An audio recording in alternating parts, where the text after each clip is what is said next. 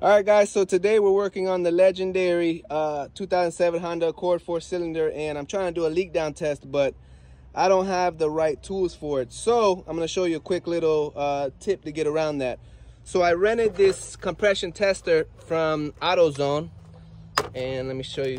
So it comes with all this. Now, you got to let air go into the actual cylinder, but there's no way to do it without the some kind of a switch to push it in.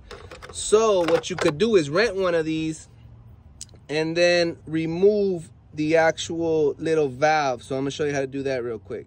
So I bought this as well. I think it was like $8, but it has the little tool to remove the valve, and all you gotta do is put that bad boy in like that.